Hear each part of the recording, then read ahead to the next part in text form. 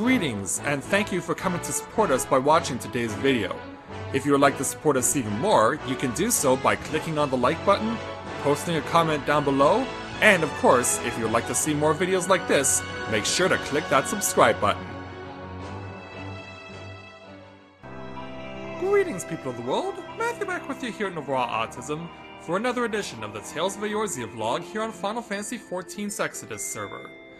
So, it's certainly been more of a week for taking some time off from the game because of the fact that this past week we had to deal with 2 days of the game not being available to us due to the fact that the data center for North America was being relocated.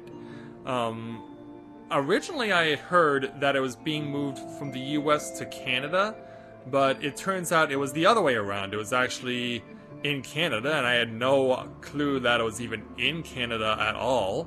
So that was certainly a surprise to discover that the Final Fantasy XIV data centers for North America had been kept here, and then they moved them to the US. So I guess, from what I've been told, that has benefited some people, but it's also been a detriment to others. When I was doing the stream last night, we had one of Thame's old friends, Halian, join us for some stuff for helping out Matthias to clear some of his Wondrous Tales. And he was talking about how the data center relocation has been detrimental to him because he's been discovering that there has been more delay in his actions. I can attest to this myself because I have had situations where I will press a command for a cooldown. Like my regular attacks are fine, my rotation attacks are fine. But when it comes to doing cooldowns, I will sometimes have situations where I have pressed the button for a cooldown move, but it doesn't register, so I have to press it multiple times in order to get it to be recognized that, yeah, I did that move. So it is rather disappointing that a move like this kind of is counterintuitive because it didn't really solve the problem in some instances. Like, it basically gave the problem to those who didn't have the problem, and it gave those who didn't have the problem, it gave it to that situation to people who already had it. So it's kind of a strange thing that these circumstances would happen, and and I agree with what Aaliyah said, that the situation with the data centers could have been handled better, and that's because apparently they're moved out to Silicon Valley, from what I've been told. And so it was originally more of a centralized location, but apparently, I guess, for convenience sake or whatever, they moved it to Silicon Valley, which I guess makes in some ways sense for Square Enix because that's where their North American headquarters is. But in the end, it does not necessarily solve the problem for everyone. And I agree with Aaliyah in the fact that we would have preferred to have seen that being the North American data centers being transferred to a centralized location within North America, so that people could benefit equally and did not be lopsided one way or another. Because I have a very strong internet connection, I do.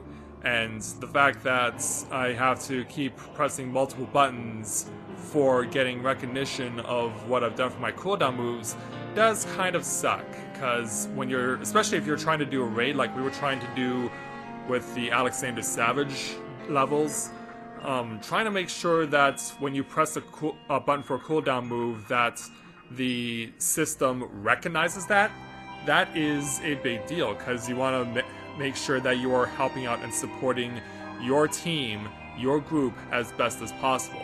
And when you're getting affected by cooldown moves not cooperating, then it can definitely be detrimental to your group. And I can definitely sympathize with what Aaliyah was saying last night. You probably didn't hear it from what we was saying, I guess because he can't be heard all that loudly in Discord, and I had my computer's volume up to maximum, and I could hear what he was saying, but I doubt that any of you guys could. But I think we're both in agreement that the data center situation could have been handled better, because yeah, if it definitely could be a problem when Stormblood comes out, and if people are finding this to be a situation where it affects them in storyline dungeons or forced battles where they have to take on the Guardian Empire and they have to go head-to-head against some big part of their military,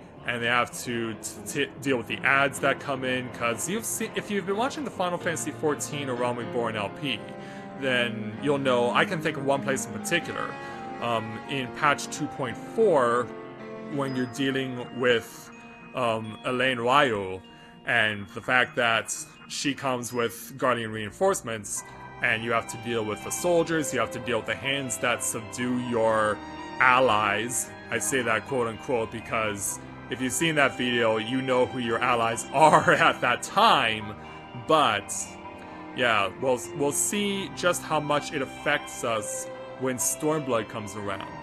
And depending on how it goes, it's something that could either be just a non-issue, or it could be something that affects us a lot. And Square Enix will have to figure out a way to come to some sort of compromise in order to resolve that situation for all of the North American players. I don't think that's an issue for you guys who are dealing with the European or the Japanese servers, but either way, it's certainly something that we are monitoring and will have to take into account as Stormblood moves ever closer. So that's going to do it for today's edition of the Tales of Eorzea vlog, and don't forget that if you have a character here on Exodus, or if you're looking to create one here on Exodus and you're looking for a free company, please feel free to look us up, because we'd be happy to have you. And I just lost the buff that I did not know I had. Well, whatever. So, until next time everyone, this is Matthew Navora Autism, saying take care, and I'll see you soon.